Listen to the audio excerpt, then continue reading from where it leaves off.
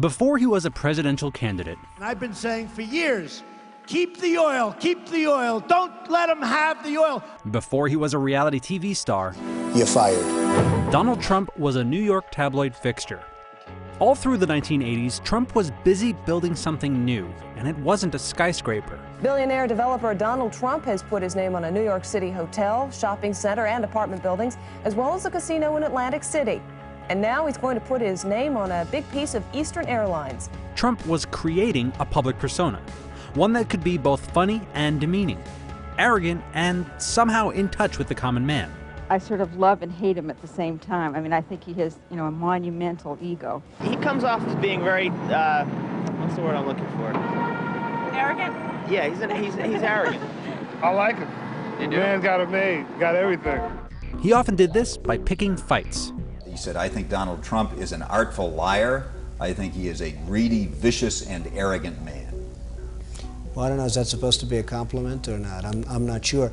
He waged a years-long battle with New York City Mayor Ed Koch. I hope that New York City has a different mayor at some point, because I think Ed Koch is a total disaster. He's been a very bad mayor for the city. He helped launch a competitor to the NFL called the U.S. Football League, and then launched a lawsuit against the NFL when the USFL failed. The jury in the case delivered its verdict. It ruled the NFL did indeed monopolize pro football, but it awarded damages of just $1.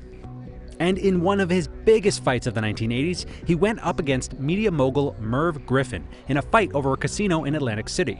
People realize now that Merv made a bad deal. It's unfortunate that he's taken a fall, but he has taken the fall. Nothing much I can do about it. Donald loves that perception. I won. He is still, a year later standing in New York going, I won. He wants to make sure everybody in America knows he won.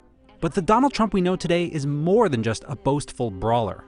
That's because there's one more tactic that Trump apparently learned in the 80s and uses to great effect on the campaign trail today: keep people guessing about any long-term plans. Mr. Trump, what's left in your life? You're 33 years old, you're worth all this money. You say you didn't say that you want to be worth $1 billion. No, I really don't. I just want to keep busy and keep active. Could $1 billion buy the White House? What do you think? Well, Does I don't money think it give can. you... I know a lot of the politicians. I like a lot of the politicians. They're friends of mine. Trump carefully cultivated speculation about his future. In 1987, he ran a full-page ad in major newspapers that read like a political manifesto. A blow-up of the ad is now on display at Trump Tower on Fifth Avenue.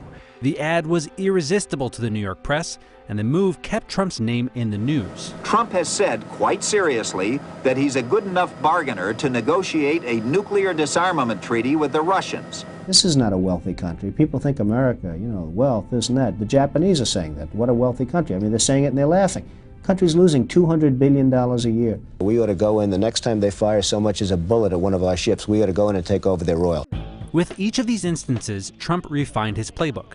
His attacks. Steve, you're going to have to start pushing these people now a little bit, because it's getting a little ridiculous as far as I'm concerned. His boasts. We'll probably sell an extra 10,000 season tickets, and that's a lot of tickets. And his shifting positions. Do you have the genes to be a successful politician? Well, you never really know. I think I'm pretty outspoken, and that's not probably a good thing in terms of a politician, but it's a good thing if you ever got elected, you can really do a job. Now, even back in the 80s, many found Trump's over-the-top personality distasteful.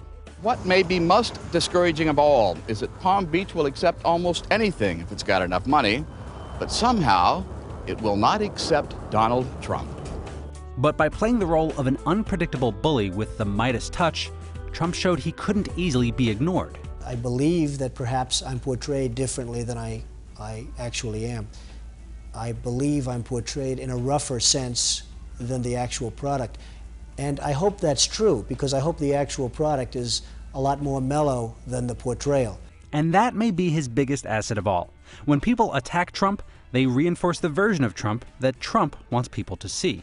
And inevitably, that keeps Trump's name in the news. That doesn't matter because I'm not running for office.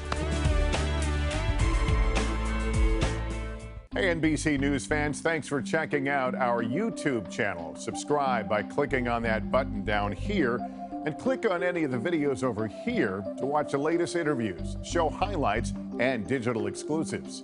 Thanks for watching.